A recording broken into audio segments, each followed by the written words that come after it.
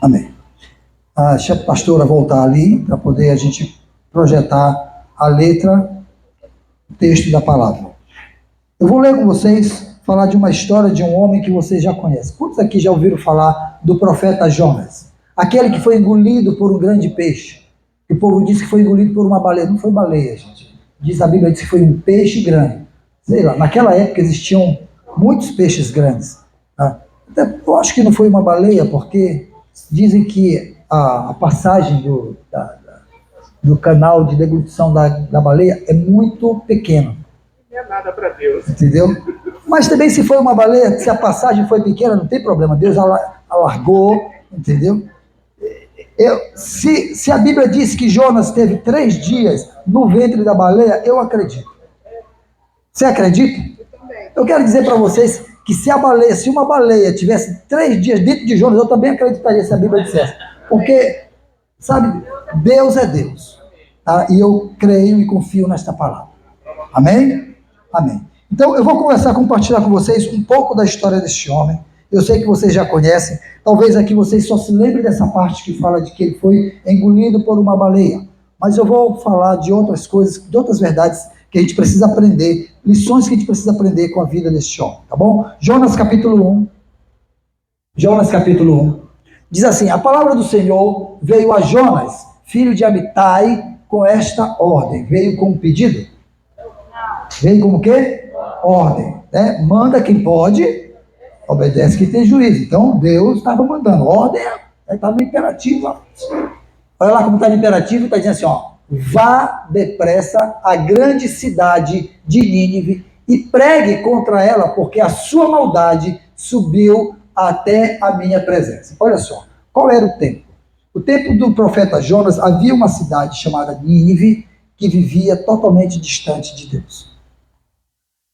E por viverem distante de Deus, eles desagradavam a Deus em tudo. E Deus se irou contra aquela cidade. E Deus planejava destruir aquela cidade, porque aquela cidade desobedeceu a Deus em tudo. Em tudo. Se tornou, aquilo que era pecado, se tornou iniquidade. Quando é que é iniquidade? Quando o pecado cala no coração da gente ao ponto de já não trazer mais incômodo à alma. A gente já faz aquilo como se fosse algo natural. Então aquilo se torna iniquidade. E toda vez que uma iniquidade se estabelece sobre um povo, vem juízo de Deus. Foi assim com Sodoma e Gomorra. Foi assim na época de Noé. Veio o juízo de Deus. Tá? E vai ser assim na época quando Cristo voltar. Haverá juízo de Deus. E agora estava prestes a haver o juízo de Deus sobre a grande cidade de Nínive. E Deus disse assim para Jonas: vá depressa à grande cidade de Nínive e pregue contra ela, porque a sua maldade subiu até a minha presença. Jonas, porém, fugiu da presença do Senhor, dirigindo-se para Tarsis. Desceu à cidade de Jope, onde encontrou um navio que se destinava àquele porto. Depois de pagar a sua passagem, ele embarcou rumo a Tarsis para fugir do Senhor. Olha só. Quem aqui acha que pode fugir de Deus? Ninguém foge de Deus. A palavra de Deus diz que se você subir no monte, ele estará. Se for no mais profundo vale, ele ali está. Ninguém foge da presença de Deus.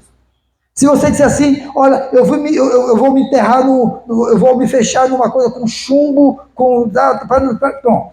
Deus vai estar lá. Não tem como fugir de Deus. Deus está em todos os lugares.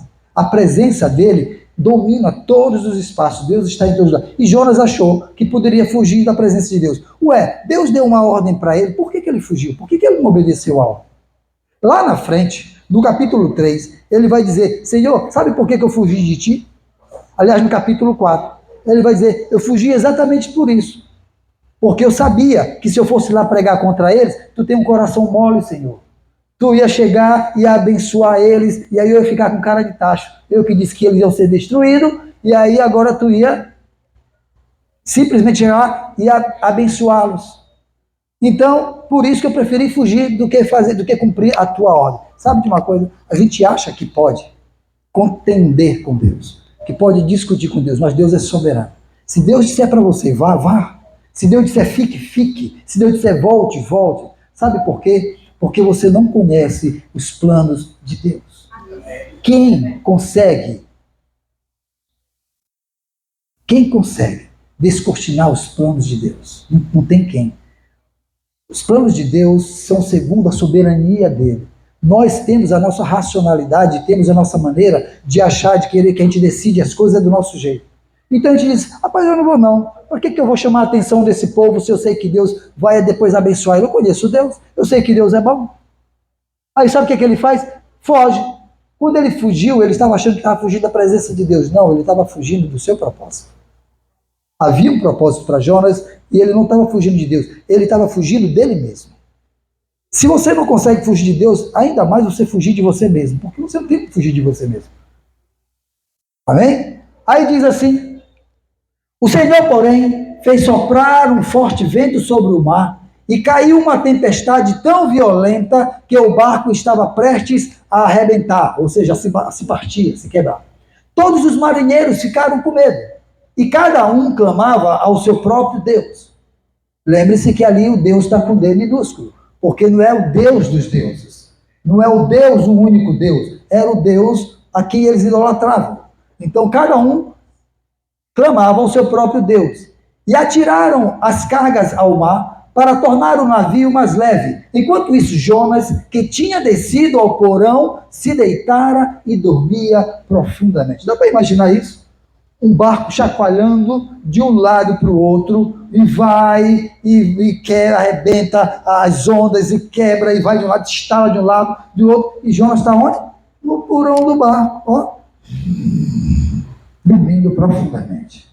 Claro que o pastor não ronca, lembra bem? Jonas deveria roncar. Roncando lá, dormindo profundamente.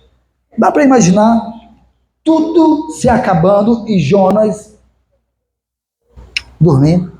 E é sobre isso que eu quero pregar hoje à noite.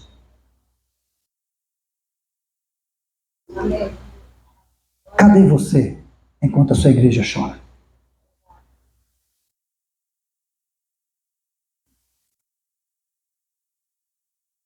Cadê você enquanto o seu ministério sofre perdas? Cadê você enquanto a sua família aos poucos está se desfacelando? Cadê você enquanto seus amigos, a população da sua cidade, seus colegas de trabalho, sabe, os seus familiares estão distantes de Deus ao ponto de morrer? Cadê você enquanto a discórdia, a inimizade, o desânimo, a tristeza consomem tudo e todos ao seu redor? Sabe, eu percebo que nós somos peritos em encontrar e apontar defeito em tudo e em todos. Há uma facilidade que a gente tem. Eu aprendi de um tempo para cá a fazer a seguinte pergunta. Todas as vezes que alguém vem reclamar para mim de alguma coisa, eu ouço a reclamação, e aí depois que eu ouço a reclamação, eu faço a seguinte pergunta. Cadê você enquanto isso está acontecendo? Isso que você está reclamando. O que você está fazendo para mudar? Quando alguém vem falar de alguém que errou, que pecou, eu ouço e digo assim, me diga uma coisa, agora me fale do teu pecado. Qual é o nome do teu pecado? E eu pergunto para a pessoa, e a pessoa, não, mas é porque fulano, eu digo, esquece fulano, me dê o nome do seu pecado. Como é que se chama o teu pecado? E aí, normalmente as pessoas, não, mas pastor, é que eu não tem pecado? Não, eu tenho, então qual é o nome dele? Não, pastor, mas porque, qual é o nome do seu pecado? Sabe por quê? Porque a gente tem uma facilidade muito grande de dar nome para o pecado do outro. Ah, fulano cometeu mente, fulano cometeu adultério, fulano é indisciplinado, fulano...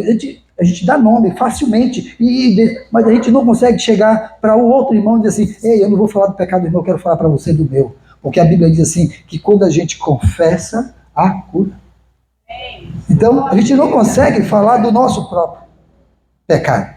Então, a gente tem nós somos peritos em ficar nessa dinâmica de mostrar, de apontar, de dizer.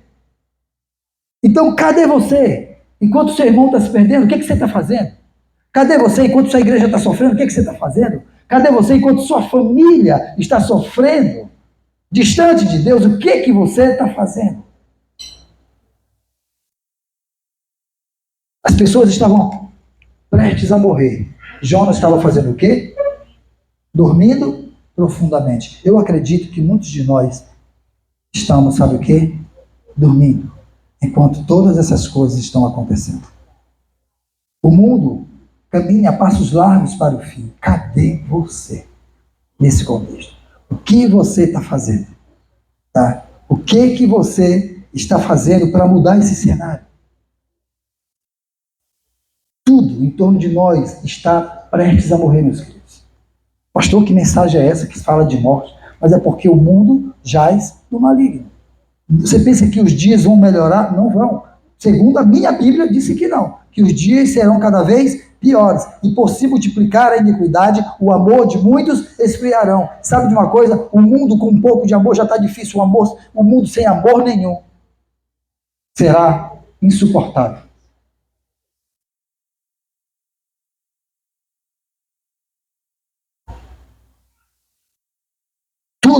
Tudo está a ponto de morrer. Sabe por quê? Porque a gente deixou de ser boca profética para causar mudança e transformação na vida das pessoas. Esse homem era um profeta, e Deus disse, seja boca profética sobre esta nação que está prestes a morrer. Sabe o que Deus está dizendo com isso para você? Ei, seja boca profética sobre a tua família, sobre os teus filhos, sobre os irmãos da sua igreja. Mas é muito legal a gente chegar aqui no púlpito e lançar profecias, e vai para ali, chama, irmão, Deus me falou e tudo, mas a gente não quer ser boca profética lá no meio dos perdidos, lá no meio das pessoas que estão prestes a morrerem, a saírem deste mundo sem Cristo no coração. E o que Jonas estava sendo convocado era ser boca profética sobre uma nação que Deus disse assim, o pecado deles subiram a mim e eu estou a ponto de destruí-los. Olha só. Sabe de uma coisa? Talvez haja uma expectativa muito grande de que a mudança do mundo inteiro dependa, sabe de quem? De Deus. Depende não, meu querido. Deus não vai... Ele fez o que tinha que ser feito. Ele desceu do trono de glória, veio à terra e abriu, sabe o quê? Espaço para que nós pudéssemos sermos salvos. Cristo Jesus morreu por todos nós. Isso era o que Deus deveria ter feito e Ele fez. Agora, depende, sabe de quem? De nós. Depende de nós que o mundo seja salvo. Isso dá até uma música, né? Olha aí, Patrícia cantando. Você está cantando, depende de nós, né? É isso, depende da gente. Depende da gente que a gente abra a boca e que a gente seja boca profética, sabe o quê? Não só sobre a vida dos nossos irmãos, mas sobretudo sobre o mundo lá fora, sobre a nossa família. Mas sabe o que a gente faz? A gente desiste muito fácil. A gente desiste fácil dos amigos. Se dá problema, sabe o que faz? Eu já estou cheio de problema, eu já quero mais trazer problema para mim. A gente desiste fácil, a gente chega a desistir fácil até da família. Filho problemático, a gente chega a um ponto que deixa de mão o filho. Se o marido é problemático, a gente diz, eu já abri mão desse marido. Se a mulher é problemática, a gente diz, eu já abri mão dessa mulher. E assim vai. A gente abre mão muito fácil das pessoas que Deus coloca perto da gente. E Deus está dizendo, vai lá, profetiza contra ele. Sabe o que é isso? Abre a tua boca e diga assim, ei, muda de curso, muda de rota, muda de caminho. Sabe por quê? Porque o Deus que te ama me mandou para te dizer que Ele quer te salvar, que Ele quer te livrar, que Ele quer te libertar. É só isso. Jonas estava nesse curso fugindo de Deus. Pastor, e o que a gente anda fazendo? Sabe o que a gente anda fazendo? A gente anda se enchendo de desculpa. Jonas tinha uma desculpa preparada para dizer para Deus. Uma desculpa prontinha. Você quer ver? Olha aí capítulo 4. Como ele tinha uma desculpa. Quando Deus fala com ele, acho que é capítulo 4, deixa eu ver se é. Capítulo 4. Jonas, porém, ficou profundamente descontente com isso. Com isso o quê? Quando Deus disse que ia salvar o povo. E enfureceu-se. Olha a desculpa dele. Ele orou, cadê? Ele orou ao Senhor, dizendo, Senhor, não foi isso que eu disse quando ainda eu estava na minha terra? Foi por isso que eu me apressei em fugir para Tarsis. Porque eu sabia, Senhor, que Tu és misericordioso e compassivo, tardio em irar-se, cheio de amor, leal e que prometes castigar, mas depois te arrepende. Sabe de uma coisa? Há um castigo de Deus proclamado sobre essa humanidade, sobre todo mundo, mas depende de você, que seja boca profética sobre a tua casa, sobre os irmãos, sobre as pessoas, para dizer assim: ei, tem um Deus misericordioso, e se você não se curvar à compaixão desse Deus, à misericórdia, ao amor e à fidelidade desse Deus, sabe de uma coisa? Deus vai destruí-lo. Você tem a chance de não viver a destruição de Deus. Você tem a chance de viver, sabe o quê? As promessas de vida e vida em abundância. Jesus Cristo disse: eu vim para que vós tenham vida e vida em abundância. Onde é que você está que não está pregando essa vida? Que não está proclamando isso? O que você está fazendo? Ei, o barco está chacoalhando, o barco do mundo está chacoalhando, está a ponto de partir e as pessoas vão morrer. Você está onde? Você é um daqueles que está tentando tirar a carga, aliviar a carga, para poder ver se vive um pouco mais, ou você está simplesmente dormindo no porão desse navio, chamado planeta Terra, dormindo em berço esplêndido, ao som do mar e a luz, no céu profundo. Isso é bonito, né? Mas não foi para você viver em berço esplêndido, dormindo, que Deus te proclamou, Deus te despertou, a tua alma e o teu espírito, para que você fosse boca profética, para que você anunciasse o tempo de salvação sobre a vida das pessoas. Amém? Volta lá para o capítulo 1, Talvez você pergunte assim: pastor, o que então a gente precisa fazer? Primeiro, capítulo 1, verso 6, diz assim, o capitão dirigiu-se a ele e disse: como você pode ficar dormindo? Levante-se e clame ao seu Deus. Olha lá o D maiúsculo, agora é o Deus dos deuses. O Deus Todo-Poderoso, o único Deus. Talvez ele pense em nós e assim não morramos. Então o que a gente deve fazer, meu querido? Primeira coisa, a gente precisa deixar Deus nos despertar, nos acordar.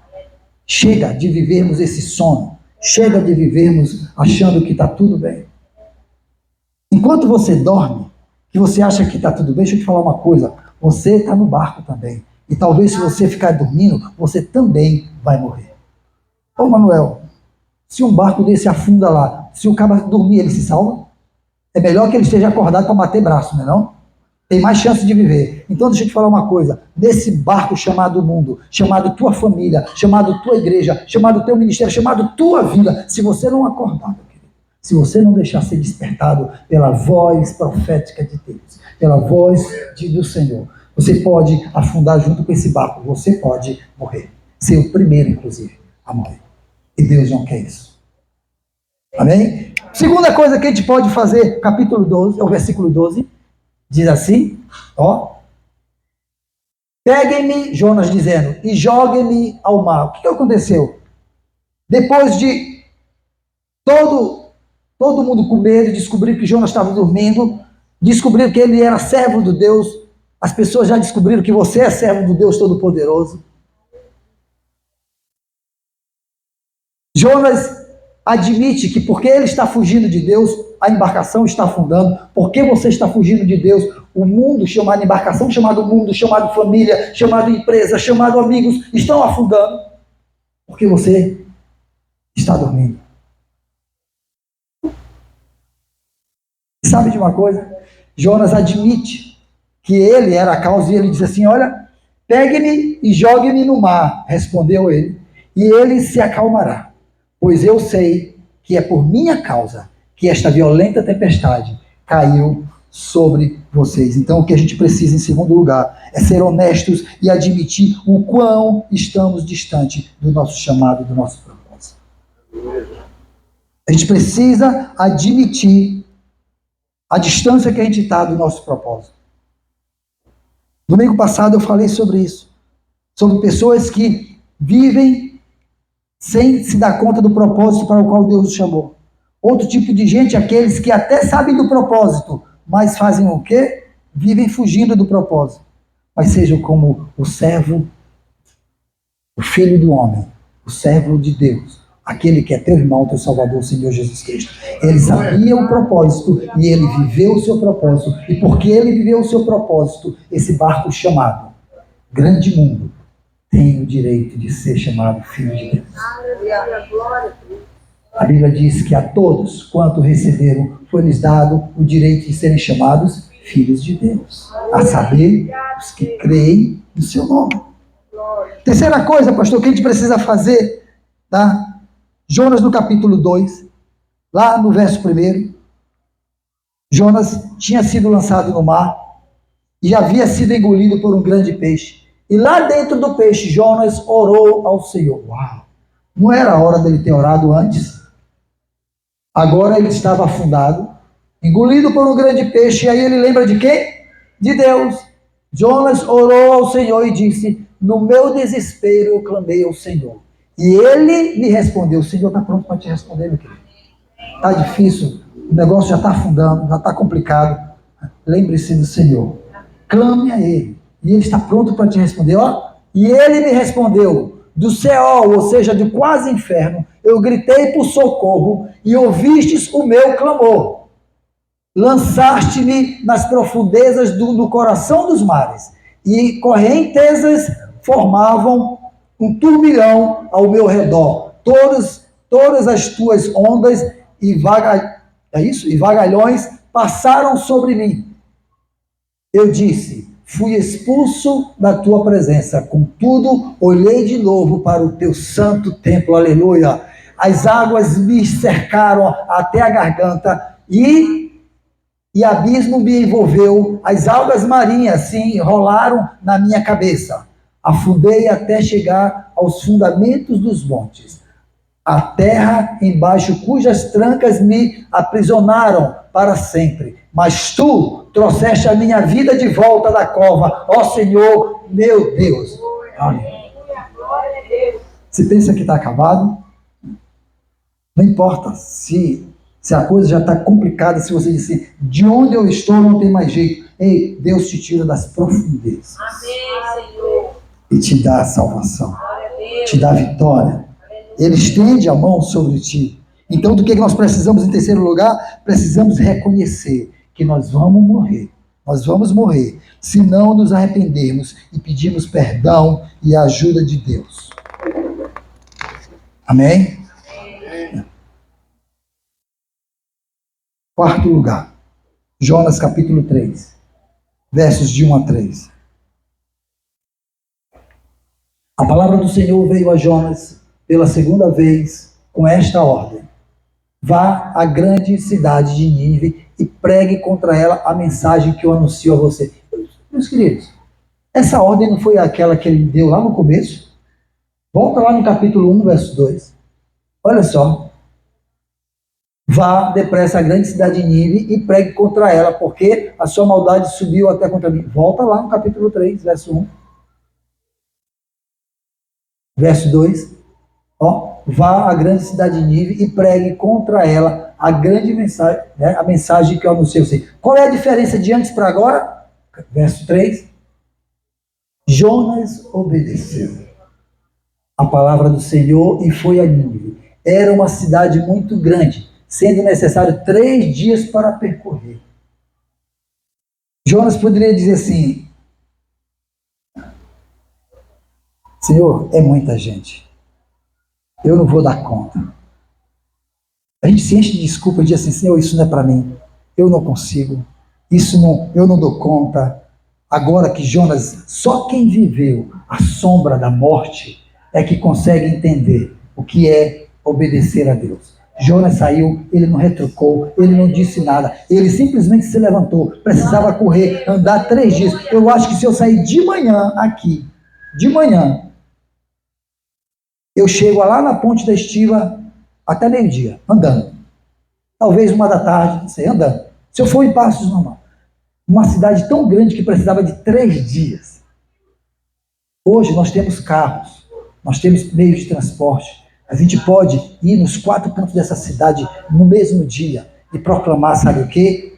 O ano aceitável do Senhor. Proclamar que Deus é Senhor e Salvador. Acorda. Sai do porão do navio. Desperta. Deus está dizendo, vá à Grande São Luís, vá à tua família, vá ao teu emprego, aos teus amigos de trabalho, vá ao teu ministério, vá à tua igreja e profetize contra eles. Diga que o pecado está chegando até mim e que é preciso eles se arrependerem. Sabe qual foi o resultado de tudo isso?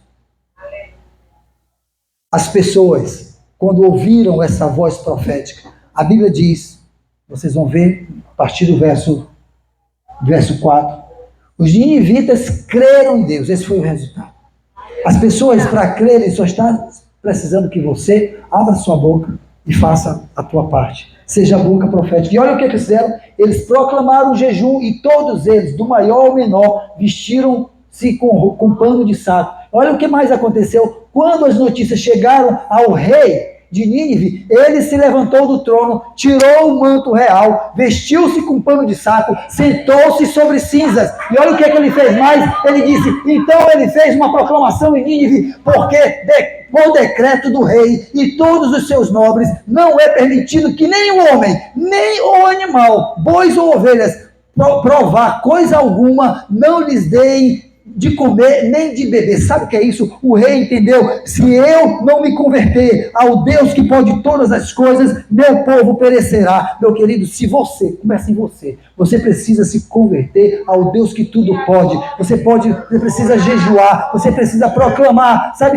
uma coisa? Se arrepender dos seus pecados e dizer assim, Senhor, chega, na minha casa não haverá morte, na minha casa não haverá destruição, nos meus negócios não haverá falência, na minha vida não haverá destruição. Sabe por quê? Porque eu reconheço o Deus que é todo poderoso, aquele que está acima de todas as coisas. Esse Deus te ama e esse Deus me mandou te dizer essa noite aqui, sabe o quê? Ei, acorda, meu querido, te levanta, sabe, faz a tua parte, porque Deus quer salvar a tua casa, quer salvar a tua família, quer salvar os teus negócios, quer salvar os teus amigos, quer salvar a ti mesmo. Te levanta, eu estou pedindo, se levante, fique de pé, sabe, tenham atitudes diante do Senhor, meus queridos, tenham atitudes de proclamação diante de Deus. Deus trouxe uma palavra para você essa noite. Saia daqui com essa garantia, eu vou sair daqui, já não vou mais me calar, eu vou encontrar meu pai, eu vou dizer assim, papai, sente bem aqui, papai, deixa eu lhe dizer uma coisa, o barco do mundo está afundando, tem um Senhor que quer te salvar, e se você não se arrepender, deixa eu dizer uma coisa, o barco do mundo vai afundar e você vai morrer junto. Saia daqui, chega, fala isso para o seu marido, fala para sua esposa, fale para os seus filhos,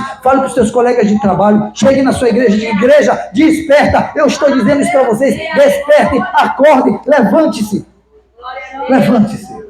aleluia, amém? Sabe por quê? Ei, num breve dia, no abrir e piscar, no abrir e fechar de olhos, sabe o que é isso aqui, ó, pisquem, faça assim, ó, aí pisquem, pois é nesse tempo, nesse fração de segundo, Vanessa, demora mais para ti, né?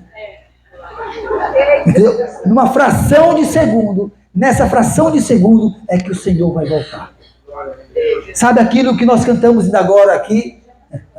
Só em ti confiarei. É isso. Confia a tua vida, o teu destino ao Deus eterno. Sabe de uma coisa? Ele vai voltar. E ele vai voltar, mas ele quer, quando voltar, ele diz assim, ei, quando eu voltar, eu quero te levar para morar para sempre comigo. Jesus disse assim, olha, eu vou ao Pai, e na casa do meu Pai há muitas moradas. Se isso não fosse verdade, eu vos teria dito. Eu teria dito isso para vocês. Mas eu estou indo para lá, e eu vou para lá preparar lugar. Você sabe o que é isso? Você sabe qual é o privilégio? O Filho de Deus, o Salvador do mundo, está dizendo assim, ei, eu vou arrumar a tua cama, eu vou arrumar a tua sala, eu vou arrumar o teu cômodo, eu vou no céu, eu vou arrumar, preparar um lugar para você, separar um lugar onde vai ter o seu nome, ali é o lugar do teu descanso, da tua morada, só que com detalhe, meu querido, isso vai ser na minha presença. Ele disse assim, quando eu voltar, eu venho buscar vocês, para que eu leve vocês para comigo, para que vocês estejam comigo, onde eu estiver, por quanto tempo? Para todo o tempo, para sempre.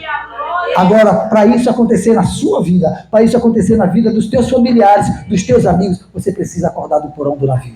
Você precisa despertar. Você precisa cumprir a ordem que Deus te deu. Você está nesse mundo como boca profética para proclamar as verdades. Aleluia! Hoje é dia de aliança com o Senhor. Ei, é dia de reconhecer que nós precisamos despertar. Então, se você reconhece que nós, como igreja, precisamos despertar, você, igreja, se você na sua vida reconhece que você precisa despertar, que se você não despertar, os teus amigos estão perdidos. E se você diz assim, ei pastor, eu nem faço parte dessa família de Deus, porque eu nunca proclamei o nome de Jesus Cristo como meu Senhor e Salvador. Hoje à noite você tem essa oportunidade também. Você tem essa chance. Você vai poder vir até aqui na frente. Você vai poder sair do seu lugar e você vai poder dizer assim, ei, eu quero servir a esse Deus maravilhoso. Chega de viver dormindo em berço esplêndido. Tem gente que está vivendo o melô do Raul Seixas, sabe o que é? Esperando a morte chegar. Né? Não é assim? É assim que diz a música de Raul Seixas, com a boca cheia de dentes, escancarada, né? Esperando a morte chegar. Meu querido, para de viver esses melôs do mundo. O melô do Zeca Pagodinho, deixa a vida me levar. A vida leva ele. Para. Ei, existe uma promessa para a sua vida. Existe uma história para a sua vida. Sabe de uma coisa? Você não é o que o mundo diz que você é. Você é quem Deus sonhou para que você seja. Você é filho do Deus Todo-Poderoso. Viva isso, meu querido. Há uma promessa de amor sobre a tua vida. Então tome a decisão por esse Cristo que morreu por ti.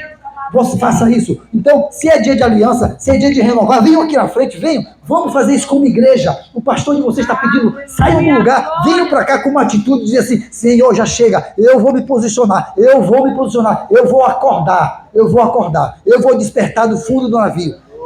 Você quer entregar sua vida a Jesus? Quem está aqui quer entregar a vida a Jesus?